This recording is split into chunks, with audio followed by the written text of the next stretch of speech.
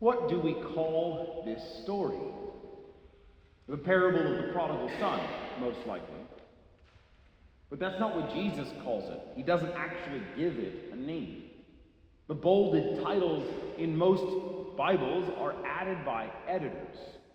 And I think if we asked Jesus what the name of this parable is, he probably wouldn't call it the parable of the prodigal son. He might call it parable of the stubborn older brother.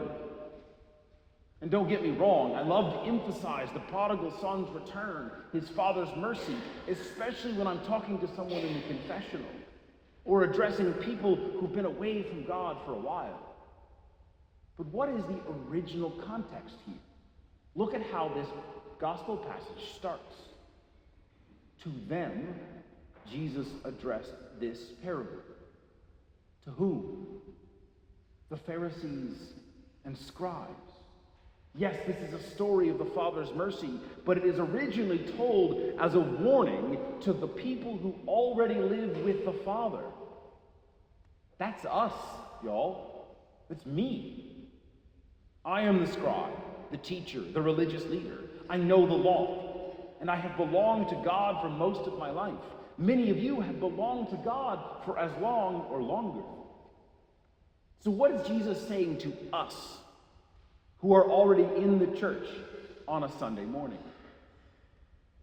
Love your brother, even when he sins. When the younger brother returns home, what does the father do? Runs to him, embraces him, throws him a feast, a banquet.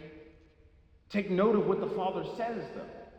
This son of mine was dead and has come to life again.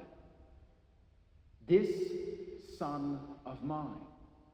No distance, no rejection there. The father never stopped seeing him as his son. And he doesn't even describe the sin, only that he was dead and lost. The sin is not part of the son's identity in the eyes of the father. Compare this to the older brother's retort to the father. When your son returns, who swallowed up your property. Not my brother, but your son. Look back at Adam with Eve. When he's caught in his sin in the garden, he says, the woman that you put here with me, she gave me the fruit. Not my wife, the woman you gave me.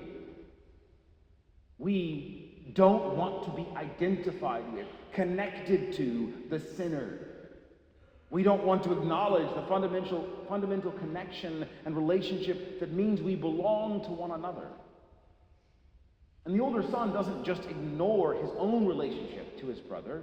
He defines the younger brother by his sin, who swallowed up your property. And he tries to pretend he's objective, focusing on the fact that the father should be offended. It's his property that went missing. As if this really isn't about the older son's envy and jealousy, his anger that his little brother got away with so much. But how does the father respond? Your brother was dead and has come to life again. He belongs to you too. And his sin is not what defines him. Sin is what killed him, not what defines him. So yes, we should rejoice because until now, the one that belonged to both of us was dead. Him being alive, him coming back to us, takes nothing away from us. In fact, all it does is give us back what is ours. Don't you see?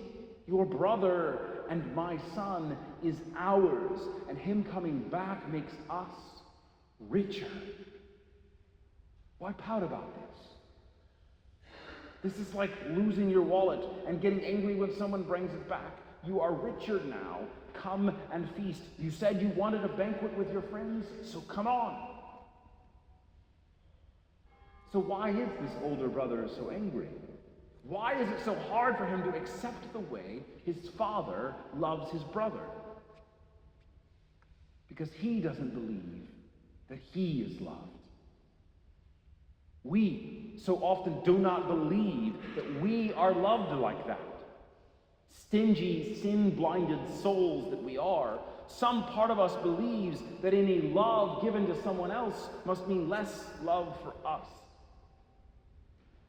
And just like the younger son at the beginning of the story, the older son still sees his father's love in terms of inheritance and wealth. And with property, if someone else gets more, it means I get less. But notice the father doesn't worry about this. Could you imagine mortgaging your home and giving half of that money to your son, who loses all of it, and then just ignoring that? Like, that's the kind of thing that could cost you your home entirely. When a few $100,000 go missing, most of us can't just move on. But the father does. He even throws a party. And he tells the older son, everything I have is yours. He doesn't say everything I have left, or half my property, or whatever your brother didn't take. He says everything, as if the father can magically multiply what's left over to cover both sons and never worry about it. Why? Because this is a parable, not investment advice. In a parable, not everything is as it seems. The wealth in this story, the property in this story, is not literal money. It's a symbol of something else. It's a symbol of the Father's loving providence. And so long as the sons stay close to the Father, this kind of wealth cannot run out. There is no limit. The younger son leaving with half his property doesn't actually cost the father at all. God's wealth can be divided without shrinking because God's ways are not our ways. The son leaving with his share is the son disconnecting himself from the infinite source of love. It's a little bit more like he's taking a bottle of water from the spring and leaving. The spring of water is fine, but very quickly his bottle runs out. The older son, however, stays by this spring. He also has a bottle that he can fill as many times as he wants. But what he doesn't realize is he doesn't need to. The spring is right there. He complains that his father never gives him a goat to feast on. And the father's almost baffled by this complaint. What do you mean? You're right here. Everything I have is yours. No one is stopping the older brother from drinking as much as he wants, right out of the spring. But he's so focused on what his bottle can hold that he doesn't realize it. It isn't that the father doesn't have wealth to spare. It's that the older son's bottle, his soul, is too small to hold it. His envy has shrunk his soul so that he's on the verge of refusing to go to heaven just because his brother is there. Why does Jesus use money in this parable instead of using a spring of water and bottles like I just did? Because it's a parable. Because he wants to challenge our way of thinking. He uses property on purpose because he knows we think of property as limited. We constantly compare everything to cost and value and competition. So by casually acting like the father can ignore the rules of scarcity and supply and demand. Jesus is forcing us to question the way we view the world and, more importantly, how we view God. Because God's ways are not our ways. I called this the parable of the stubborn brother, and Jesus might say the same. He'd agree with my point, I'm sure, but perhaps he'd prefer the title Parable of the Generous Father. Merciful, yes. The younger son receives incredible mercy for those lost in sin. They need to know this. It doesn't matter what you've done. It doesn't matter what you've cost us. Just come home. For most of us here, however, we need to learn this.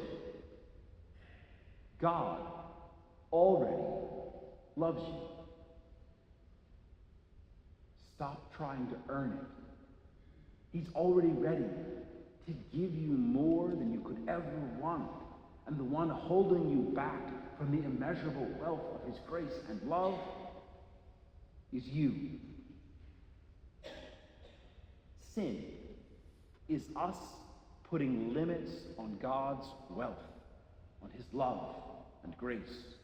Either sin will cut us off completely, like the younger son, or it shrinks our souls and limits our access to the wealth all around us, like the older son. Either way, be reconciled to God. Repent and receive the treasure he offers in abundance. Repent and rejoice in others who repent. For what God gives to them does not limit what he gives to you. Indeed, we belong to each other, and what he gives to your brother, to your sister, he gives also to you. In the end, there's only one Father, only one home, only one banquet. Taste it and see the goodness of the Lord. Goodness that recovers the lost and even restores the dead to life.